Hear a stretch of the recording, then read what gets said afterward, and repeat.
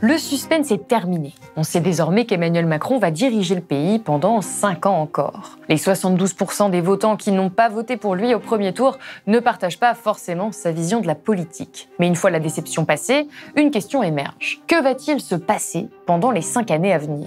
Chômage, retraite, écologie, quelles vont être les conséquences sur nos vies du programme d'Emmanuel Macron ? De quels outils dispose-t-il pour le mettre en œuvre ? La logique néolibérale va-t-elle être plus ou moins puissante que durant le précédent quinquennat ? Une cohabitation ou une mobilisation citoyenne peuvent-elles l'empêcher ? Les Français sont-ils vraiment devenus de droite ? On en parle tout de suite avec un économiste de l'OFCE qui porte une analyse originale sur la situation politique et économique actuelle.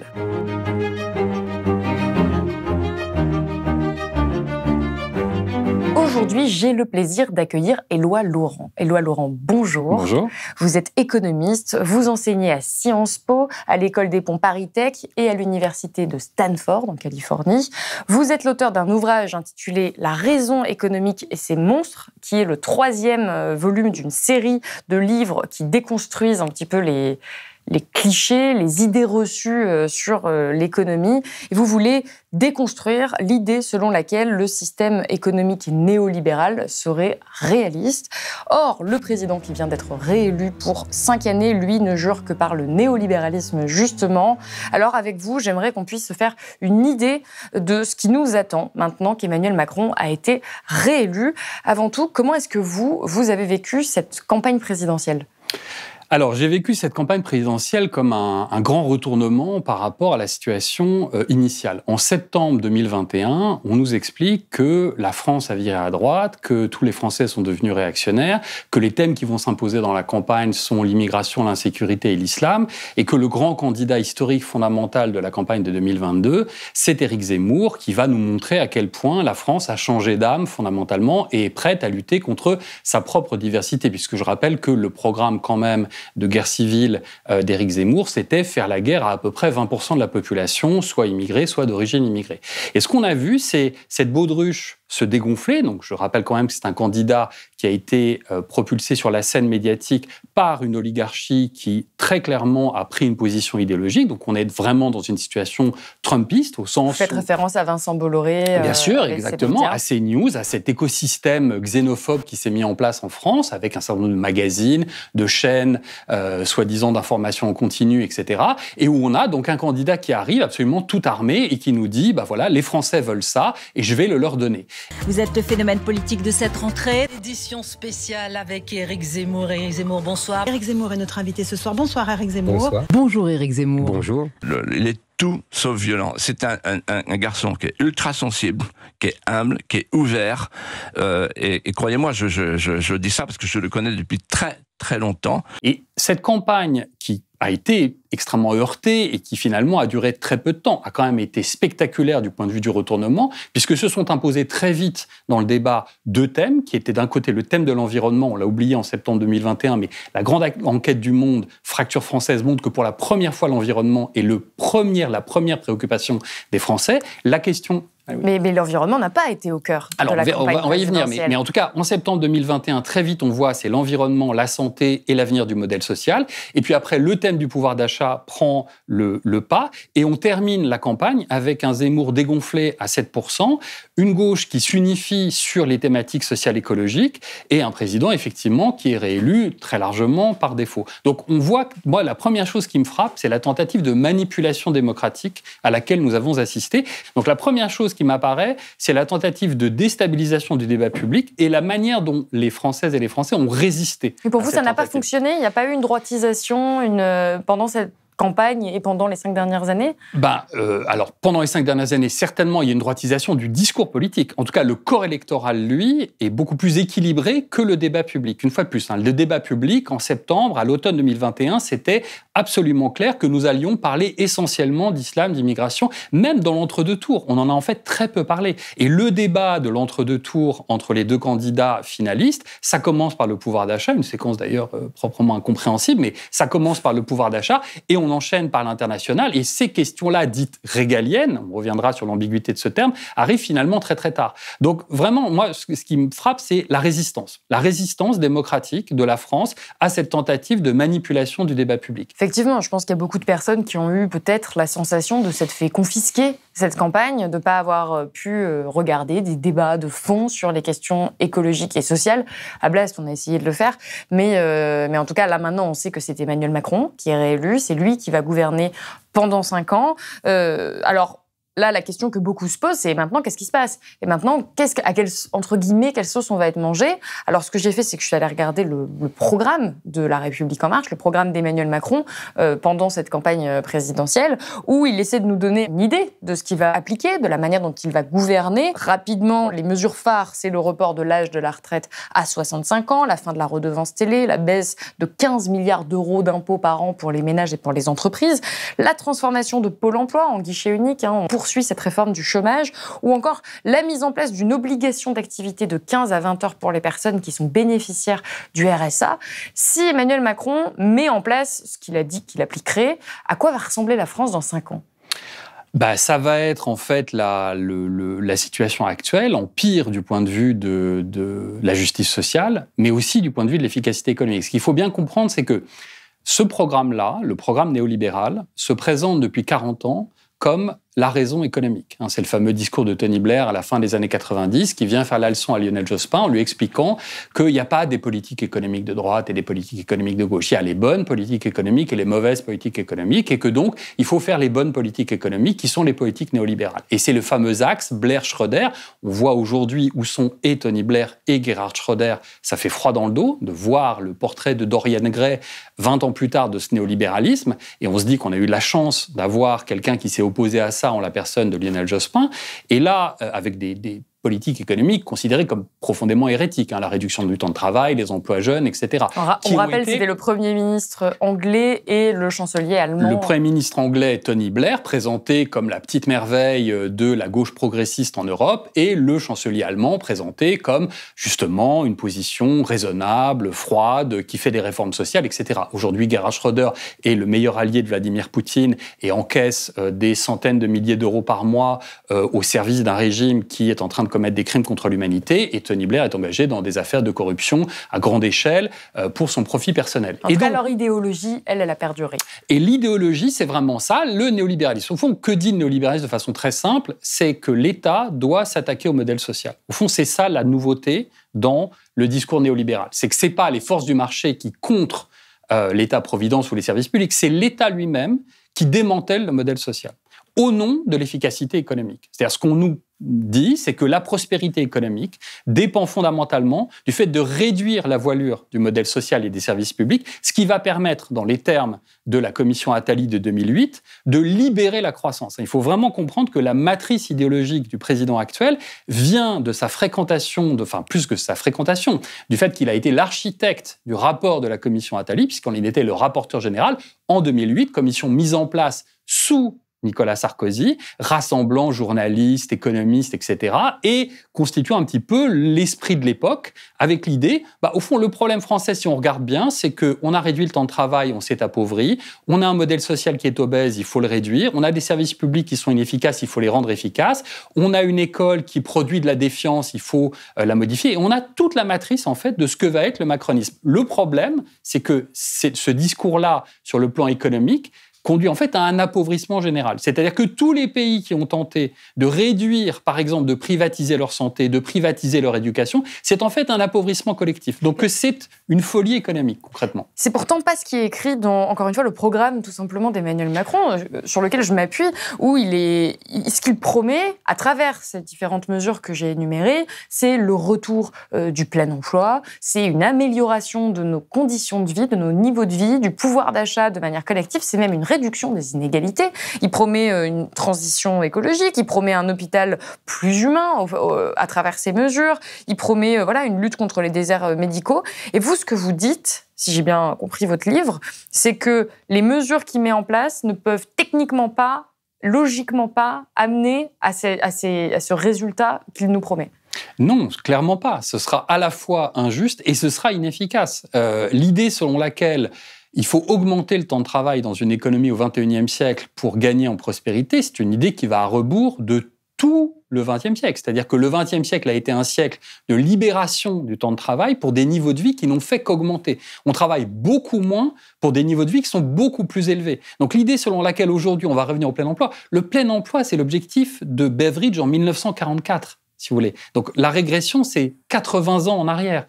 Mais c'est fondamentalement un programme qui s'oppose à ce qu'on a fait sous la forme de la réduction du temps de travail. Et ce que un certain nombre d'économistes refusent toujours aujourd'hui, c'est de réaliser que la réduction du temps de travail a été la politique de création d'emplois la plus efficace du point de vue économique en termes de nombre de création d'emplois, pour le coût le plus faible.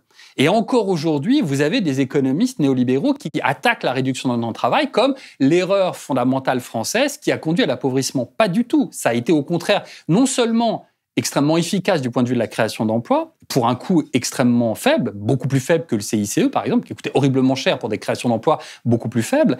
Et non seulement ça, mais en plus, c'est une politique d'avenir, parce que c'est une politique de réduction de l'empreinte écologique des emplois, puisqu'on baisse le volume de la production concrètement et on arrive à utiliser le temps que l'on gagne pour le lien social, c'est-à-dire pour une société qui est beaucoup plus vivable. Donc vous avez une société à la fois qui est beaucoup moins imprégnante du point de vue écologique, donc qui a une empreinte écologique beaucoup plus faible, avec des valeurs qui sont aujourd'hui des valeurs évidentes pour tout le monde, les liens sociaux, le temps libre et le fait de pouvoir tout simplement avoir une vie agréable. Donc on a vraiment là une politique qui vise à s'attaquer à ça, pour libérer la croissance, et à un point d'absurdité, si vous voulez, qui devient presque comique. Vous avez un économiste aujourd'hui qui travaille pour Emmanuel Macron, Philippe Aghion, qui est professeur au Collège de France, donc ça fait quand même très mal pour le Collège de France, qui explique à la radio publique qu'il faut investir dans la croissance. Quand vous faites une augmentation de la durée de cotisation, vous augmentez le taux d'emploi et donc vous augmentez la richesse nationale. Et ça nous permet...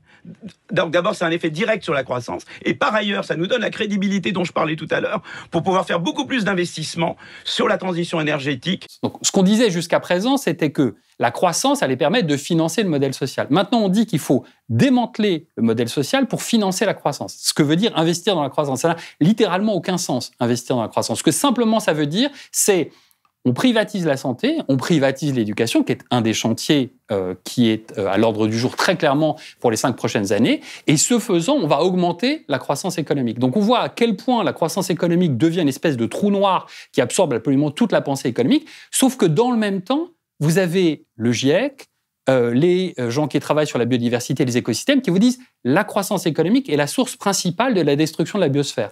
Oui, c'est en ça que vous dites que c'est illogique, c'est irrationnel. Irrationnel. C'est quelque chose qu'on essaie d'aborder beaucoup à Blast, parce qu'effectivement, cette logique économique, cette vision de l'économie, parce que ce n'est pas la façon de faire de l'économie, c'est vraiment un point de vue, en fait, c'est une opinion. Pour vous, c'est carrément une mythologie, c'est une idéologie.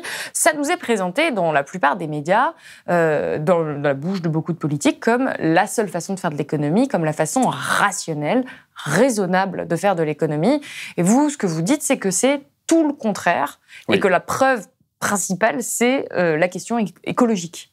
Le système économique actuel, d'accord, tous les gens qui s'occupent d'écosystèmes, de biodiversité, de climat, vous disent la même chose. Le problème, ce qui fait qu'on détruit la biosphère aujourd'hui, c'est le système économique actuel, tel qu'il est conçu, les structures actuelles de consommation, de production. Il n'y a aucun débat là-dessus. Il n'y a personne qui conteste. Pour la première fois, le rapport du GIEC a évoqué. Alors, pour la première fois, le rapport du GIEC dit qu'il faut en sortir. Mais le constat qui est que l'économie détruit la biosphère, l'économie telle qu'elle est aujourd'hui détruit la biosphère, c'est la réalité. Mais l'économie fait une autre chose, qui est qu'elle détruit aussi, ou en tout cas l'économie néolibérale telle qu'elle est pratiquée depuis 40 ans, les institutions qui nous permettraient de nous protéger des chocs écologiques. Donc vous avez 2 sources profondes d'irrationalité que j'explore dans le livre. La première, c'est on construit tout, donc on investit dans la croissance. Donc concrètement, on donne la priorité à la croissance économique qui détruit la biosphère, donc on accélère les chocs écologiques qui détruisent le bien-être humain. Et de l'autre côté, on considère que l'État-providence est le frein principal à la prospérité, et donc on va réduire et limiter les institutions collectives qui nous permettraient de nous protéger de ces chocs écologiques. Parce que ce qu'on a vu pendant le Covid, c'est que ce qui permet de nous protéger, par exemple, d'un choc pandémique, c'est précisément l'État-providence. Donc c'est une double irrationalité. Et je pense que la pensée d'Emmanuel Macron, telle qu'elle est l'aboutissement de 40 ans de néolibéralisme, est profondément structurée par ces deux impératifs. D'un côté, augmenter la croissance et donc les chocs écologiques. De l'autre, réduire la voilure de l'État-providence et donc affaiblir les institutions qui pourraient nous en protéger. Ça, c'est une folie qui va très très vite nous coûter extrêmement cher. Oui, parce que ce que vous rappelez, c'est que ne pas agir pour pour préserver notre planète, ça coûtera beaucoup plus cher économiquement parlant que d'agir. Alors, c'est pas pour préserver notre planète, c'est pour préserver l'hospitalité de la planète pour les humains. Parce que la planète, elle est très très ancienne, plusieurs milliards d'années. Elle nous survivra, y compris la vie sur Terre nous survivra. D'ailleurs, on voit très bien, partout où les humains se sont retirés, la vie revient, elle revient à très très grande vitesse. Donc en fait, je pense que concrètement, rien n'arrêtera la vie et rien ne détruira la planète en tant que telle. Ce qu'on va détruire, c'est l'hospitalité, ce qu'on est en train de faire de façon très active, c'est l'hospitalité de la planète pour les humains et l'hospitalité de la planète pour les plus vulnérables des humains. Ce qu'on est en train de voir avec les canicules proprement terrifiantes en Inde, au Pakistan, c'est-à-dire que vous avez concrètement des centaines de milliers de gens parmi les plus vulnérables, par exemple les gens qui travaillent dehors, qui n'ont pas d'autre choix que de travailler en extérieur, ou qui n'ont évidemment pas les moyens de se payer de l'air conditionné, ne serait-ce qu'un ventilateur, et donc qui passent toute leur journée concrètement dans l'eau, c'est-à-dire vous avez des humains qui sont dans l'eau pour essayer de se rafraîchir. Donc on en est là au XXIe siècle, parce que tout simplement personne ne peut supporter des températures pareilles. Donc on voit très bien que, et ça va être le cas évidemment en France très très vite. Oui, parce qu'on parle de l'Inde et du Pakistan,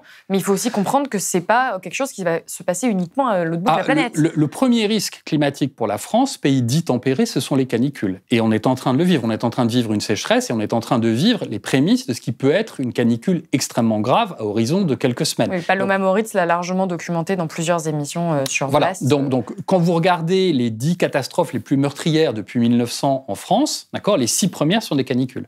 Donc, il n'y a aucun doute sur le fait que les canicules vont toucher directement la France. Elles ont déjà commencé à toucher la France et elles ont déjà provoqué des dizaines de milliers de morts en France. Dans un pays qui est réputé tempéré sur le plan du climat et extrêmement bien équipé sur le plan du système de santé. Donc, cette politique-là, qui consiste à détruire la biosphère en pensant que c'est la clé de la prospérité, c'est complètement irrationnel. Et vous avez raison, le cœur de l'argument, c'est de montrer qu'en fait, on marche sur la tête, concrètement. C'est-à-dire que ce qui est présenté comme la raison économique est une des raisons qui est maintenant visible, tangible.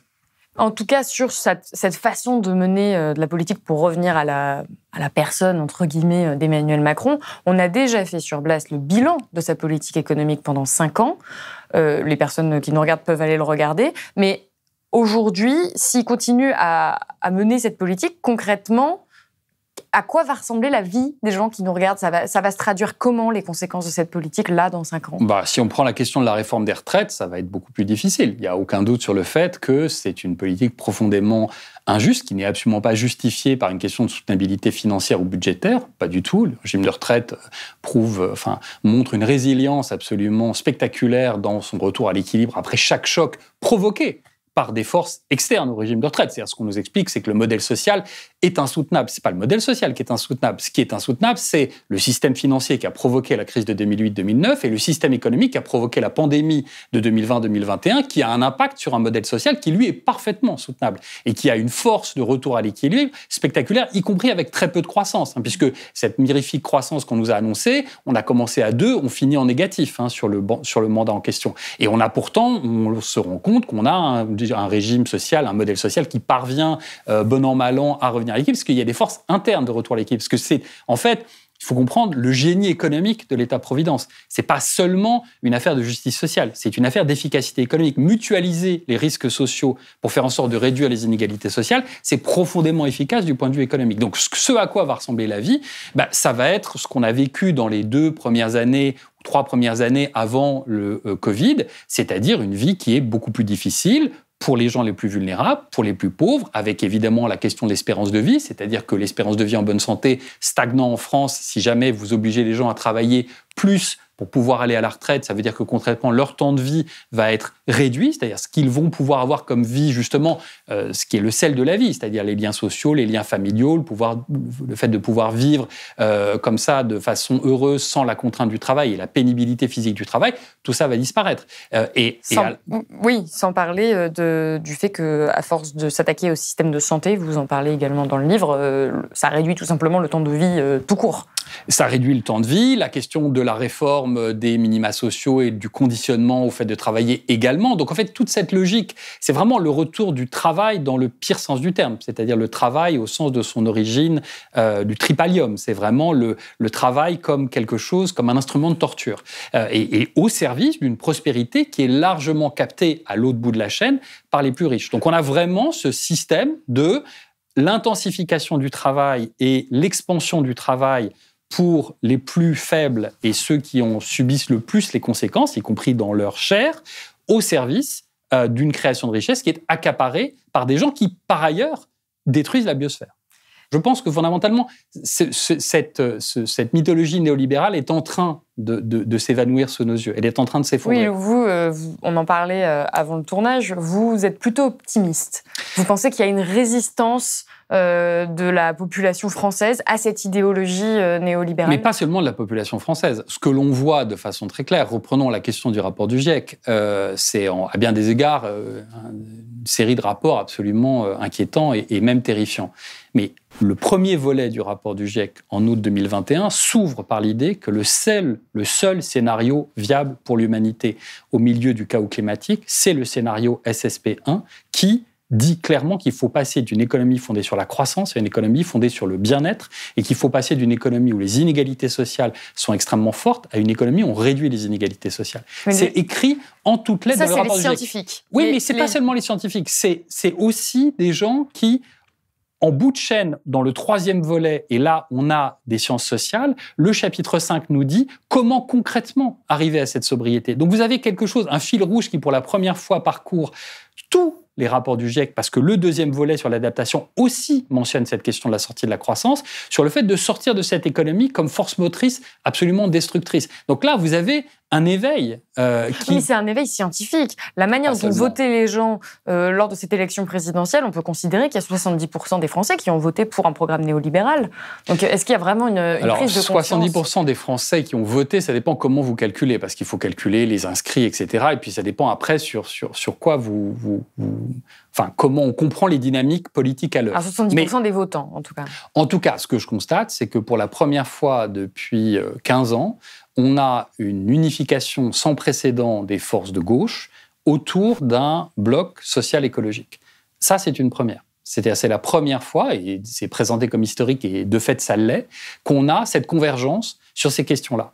Et c'est la première fois, et c'était déjà le cas, à vrai dire, dans les élections précédentes, que la question écologique diffuse absolument partout. Certes, du côté des partis de gauche, beaucoup moins dans la droite et l'extrême droite. C'est ce qu'on a vu dans cet invraisemblable débat de l'entre-deux tours, où vous avez la question écologique réduite à la question énergétique et la question énergétique réduite au nucléaire. Tout ça envoyé en 10 minutes et on passe à autre chose. Donc là, évidemment, on se dit qu'il y a une déconnexion entre le débat public et les préoccupations des gens, une fois de plus. Vous pensez-vous que la majorité des Français sont préoccupés par la question écologique? Ça, c'est une évidence. Et c'est une évidence récente. Ça, c'est prouvé empiriquement. Il y a une majorité de Français qui aujourd'hui disent que la première préoccupation, c'est l'environnement. Vous avez des études qui ensuite vous montrent un certain nombre de nuances. Mais ça, c'est vrai aujourd'hui, ça n'était pas vrai il y a 5 ans et c'était encore moins vrai il y a 10 ans. Et tout pour une raison très simple, qui est que les gens s'informent, comme vous et moi. Donc ils sont au courant du fait, parfaitement au courant du fait que même si, au bout d'un moment, ça ne se traduit pas dans les urnes.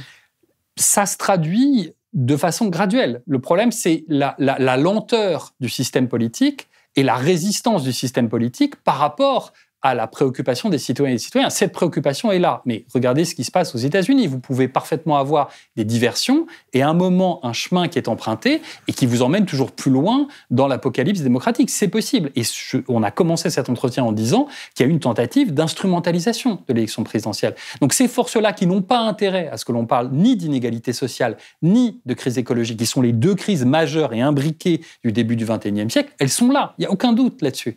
Elles sont là. Mais pour la première fois, vous avez une tripartition de l'espace politique français en 3 blocs qui étaient esquissés déjà avant l'élection de 2017, le bloc néolibéral, le bloc social-xénophobe et le bloc social-écologique. Ça, c'est une nouveauté essentielle. Et on pensait que ce serait quelque chose qui passerait après l'élection de 2017 et on le retrouve encore plus fortement dans l'élection de 2022. Voilà. Donc, et là, pour vous, on a parlé des effets néfastes que pourrait avoir la politique d'Emmanuel Macron si elle était appliquée, selon vous, en tout cas dans les 5 prochaines années. Mais pour vous, il y a encore un espoir qu'elle ne soit pas appliquée s'il y a une résistance au Parlement ? C'est pas un espoir. L'espoir n'a jamais été aussi grand. Quand vous avez des formations qui sont capables de s'entendre sur des choix qui sont douloureux. Quand vous dites on prend 70 circonscriptions, il y en a 577 à l'Assemblée nationale. Donc ça veut dire que concrètement, vous renoncez à présenter des candidats dans 500 circonscriptions. Donc ce sont des sacrifices qui sont extrêmement lourds. Quand vous êtes prêt à faire ça pour revenir à ce qui a été en un sens le point de départ de cette élection présidentielle, qui était la volonté d'unifier la gauche. Un an après, par celui qui a résisté tout du long aux tentatives d'unification de la gauche, qui est Jean-Luc Mélenchon, mais qui ne voulait pas unifier pour la victoire, mais unifier par la victoire, effectivement, c'est fait. Donc oui, l'espoir est là. Et surtout, moi, ce qui m'importe en tant que chercheur, c'est la substance du discours. C'est vraiment le substrat idéologique qui porte cette unité, parce qu'on peut faire l'unité sur toutes sortes de choses. Là, l'unité se fait sur cette question sociale écologique. Et c'est absolument une première. On peut regretter que ça prenne du temps, on peut regretter que les forces d'inertie soient aussi puissantes et nous aient fait perdre tellement de temps, mais je pense que c'est inéluctable concrètement. Et donc oui, en ce sens-là, je suis optimiste au sens où la nécessité écologique et sociale fera que, et d'une, vous ne pourrez pas détruire le modèle social français. Être français... Pour vous, c'est impossible ? C'est dans l'ADN français. Regardez le baromètre de la DREES, d'accord, qui est une administration centrale de gens qui ne sont pas du tout des idéologues, etc., qui vient de sortir, qui vous montre de façon parfaitement claire que être français, c'est être attaché à la solidarité sociale. Ça n'est pas, comme on l'a dit, une identité nationale qui n'existe pas. L'identité française, c'est la solidarité sociale. C'est-à-dire le fait qu'on a construit en France un modèle social dans lequel on mutualise la richesse pour réduire les inégalités. Si vous vous attaquez au cœur de ce qu'est le fait d'être français, au bout d'un moment, vous en payerez les conséquences. Donc, c'est ce qu'a compris Marine Le Pen. Ce que j'essaye de montrer dans ce livre, c'est de quelle façon le discours néolibéral d'attaque absolument répété sur le modèle social a engendré la social xénophobie, c'est-à-dire le discours d'extrême droite qui devient acceptable pour une partie substantielle des Français parce qu'il prétend défendre le modèle social. Oui, mais ce qu'il ne fait pas, son programme était profondément néolibéral, pareil, on en a parlé ici. On est d'accord, mais sauf que c'était quand même... en particulier dans l'idée qu'on va réduire les prestations sociales pour les étrangers pour pouvoir les redonner aux Français, on a quand même ça. C'est-à-dire que, en fait, il y a quand même un changement profond entre le discours tenu il y a 20 ans par le père et le discours tenu 20 ans après par la fille. Et c'est parce qu'elle a fait ce basculement-là vers la question du modèle social qu'elle est si puissante aujourd'hui. Mais être français, c'est être attaché à la solidarité sociale. Donc vous ne pouvez pas durablement gouverner un pays contre sa conviction la plus profonde. Mais alors, cette idée de destruction du modèle social, donc l'idée néolibérale, c'est pourtant ce qui domine aujourd'hui dans les médias, en particulier. On en a encore une fois parlé plusieurs fois à Blast. Pour vous, le néolibéralisme est un culte. Vous l'écrivez comme ça dans votre livre. C'est une croyance. Et comme toute croyance, elle a son clergé. Par ordre d'importance, pour vous, le clergé du néolibéralisme, ce sont les universitaires, les économistes et les journalistes économiques notamment. Comment est-ce que, selon vous, ils ont contribué à faire percevoir la politique néolibérale et la politique d'Emmanuel Macron en particulier comme réaliste, rationnelle, alors qu'elle ne l'est pas, selon vous, comme vous venez de l'expliquer ? Ça dépasse de très très loin la personne d'Emmanuel Macron. Ça fait 40 ans que vous avez une discipline économique qui se donne pour une science, ce qu'elle n'est pas, d'accord ? C'est pas la physique ou la biologie, il n'y a pas des principes universels qui sont applicables à tous les groupes humains, ça n'existe pas en économie, qui, au nom de cette soi-disant science, donc promeut un certain nombre de vérités qui seraient parfaitement prouvées sur le plan empirique. Je vais vous donner 2 exemples très précis pour montrer que ça dépasse de très très loin la personne d'Emmanuel Macron qui est fondamentalement la tête de pont d'un mouvement très très profond en économie.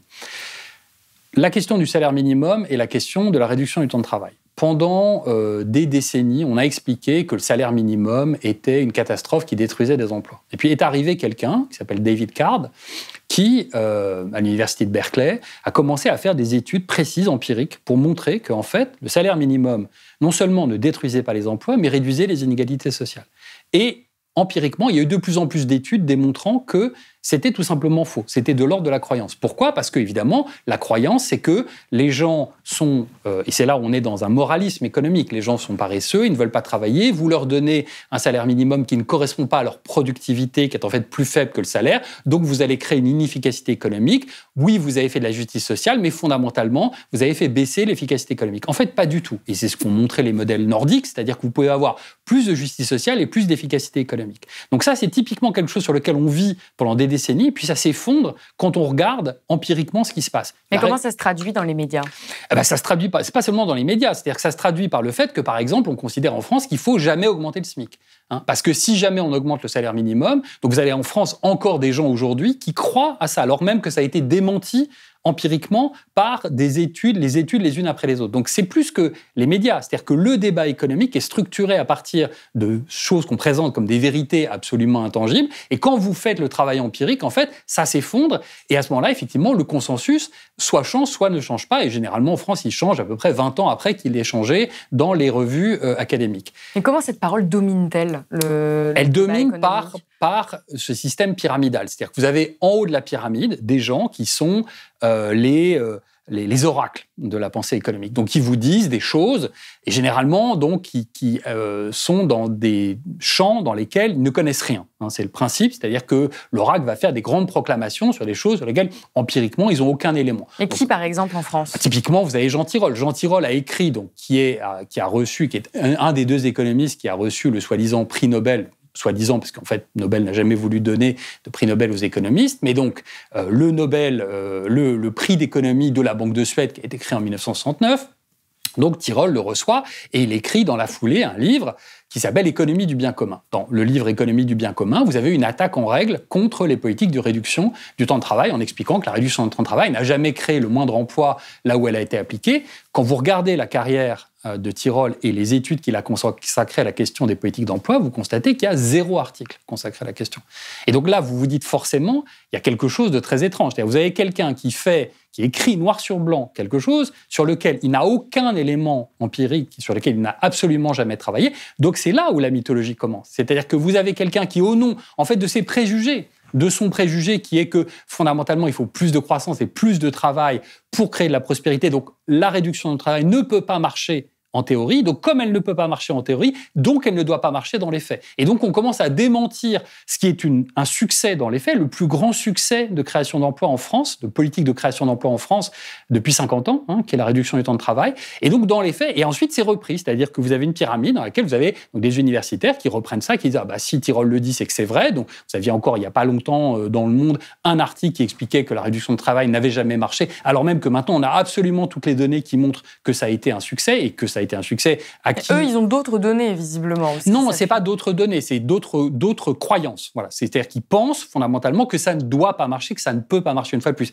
Ça ne doit pas marcher en théorie, donc dans les faits, il ne faut pas que ça marche. Donc on va essayer de démontrer par tous les moyens possibles que ça ne fonctionne pas. Et pour vous, ça se heurte à une réalité qui est autre. Ça se heurte au travail empirique. C'est-à-dire le travail empirique, c'est jamais une vérité scientifique à 100%, puisqu'on est dans l'économie. Donc je ne peux pas aujourd'hui venir vers vous et vous dire il ne faut pas croire aux mythologies, puis vous dire croyez à 100% ce que je vous dis. Donc, il faut des confrontations empiriques. Mais quand vous faites ce travail dans des conférences de consensus, etc., comme pour le salaire minimum, vous voyez en réalité que les études empiriques sont très, très solides sur la France qui montrent ces créations d'emplois. Voilà. Donc, et vous voyez à quel point, évidemment, elles ne sont jamais évoquées par les gens qui attaquent cette politique-là. Donc les universitaires reprennent ces Voilà, idées. les universitaires. Ensuite, vous avez tout l'espèce on va dire, d'étages intermédiaires, de think tanks, de gens dont vous ne savez pas très bien qui ils sont, de gens qui se présentent comme économistes, qui n'ont jamais fait de travaux universitaires, des gens qu'on présente comme des économistes qui ne travaillent pas, qui n'ont jamais publié quoi que ce soit sur aucun sujet, je ne sais pas, Molinet-Verdier au hasard, enfin voilà, donc des gens qui sont dans des choses qui sont financées par le business et qui vous expliquent qu'ils sont économistes. Donc là, on est dans, là c'est la mythologie, mais même du point de vue de la qualification de ce que veut dire être un économiste, c'est au minimum faire des études universitaires ou produire des travaux qui sont considérés comme robustes et solides et recevables. Et puis après, vous avez l'étage inférieur où là, vous avez des journalistes pas tous, mais des journalistes. Oui, non, vous en faites pas.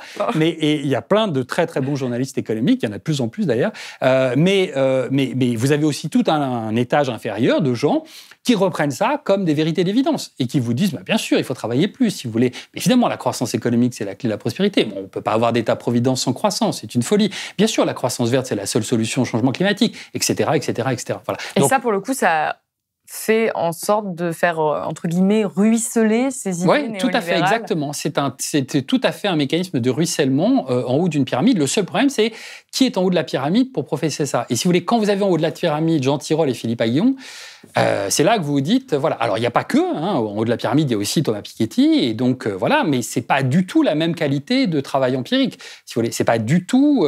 Quand Thomas Piketty vous dit il y a des inégalités sociales en France qui sont fortes et dans le monde, et les inégalités entre pays ont tendance à diminuer au sein des pays, etc., il y a un travail empirique énorme qui dure depuis 25-30 ans, qu'on peut toujours contester. Mais je veux dire, il y a des sources. Là, si vous voulez, voilà. Mais alors, quel est l'intérêt de ces universitaires, de ces chercheurs, de ces personnes-là, à avoir de tels propos, à avoir ces positions-là, si elles ne se basent pas sur une réalité empirique? Parce c'est de la croyance ou il y a des intérêts derrière? Bien sûr, il y a tout. Il y a des intérêts, il y a des institutions, des idées et des intérêts, comme toujours, dans toutes les dynamiques. Mais ça dépasse de loin leur personne. La question, c'est qui fait parler qui? Qui est le ventriloque de qui? Est-ce que ce sont les politiques qui veulent entendre un certain discours que les économistes leur tiennent, ou est-ce que ce sont les politiques qui sont véritablement influencés par le discours économique? Ma thèse, depuis 2016 et le premier volume des mythologies économiques, c'est que l'économie est devenue la grammaire du politique. Parler politique directement, c'est devenu trop compliqué. Les sociétés sont trop complexes, les intérêts sont trop divergents. Donc on va trouver un moyen d'ordonner, de rationaliser le discours politique en essayant de tenir des discours économiques. Et je dois bien dire qu'avec le pouvoir actuel, on est au summum de ça, puisqu'il n'y a qu'un discours économique. En fait, il n'y a que ça. C'est-à-dire qu'il n'y a quasiment plus de discours politique, il n'y a plus de vision de la France. C'est ça qui est le plus frappant. La vision de la France, du pays, de ce qu'est la France, qui sont les Françaises, les Français, comment ça évolue, c'est quoi la jeunesse française, ce qu'elle veut, la France dans 20 ans, dans 30 ans, ça a complètement disparu. C'est simplement rivé sur le présent, sur le cours de bourse, sur le déficit budgétaire, sur des indicateurs qui sont complètement dérisoires dans le siècle de la crise des inégalités et des crises écologiques. Et on a, voilà pourquoi je dis que c'est un discours qui est rivé au présent. C'est un discours qui se présente comme rationnel. Un discours rationnel en économie, c'est un discours qui anticipe. C'est depuis Keynes, on sait ça. Penser en économie, c'est anticiper. Là, il n'y a aucune anticipation. C'est un discours qui est entièrement présentiste et court-termiste. Donc, par définition, c'est un discours irrationnel, puisque la question fondamentale, c'est où on sera dans 6 mois, dans 12 mois, dans 18 mois, et encore plus, évidemment, avec les questions écologiques, où on sera dans 5 ans. Pour vous, c'est un discours qui s'affaiblit aujourd'hui? Parce que les gens se rendent compte qu'il est irrationnel? Je crois très profondément qu'on ne sort pas du Covid indemne, et que le choc du Covid a été extrêmement violent, il a profondément affaibli les corps, les esprits, et on mettra beaucoup de temps à s'en remettre, si tant est qu'on en soit vraiment sorti. Mais ce qui est sûr, c'est que le néolibéralisme ne peut pas survivre au Covid. C'est pas possible. C'est-à-dire que la débâcle néolibérale dans le Covid est telle, vous avez une fois de plus, il faut revenir aux 2 branches de l'irrationalité néolibérale.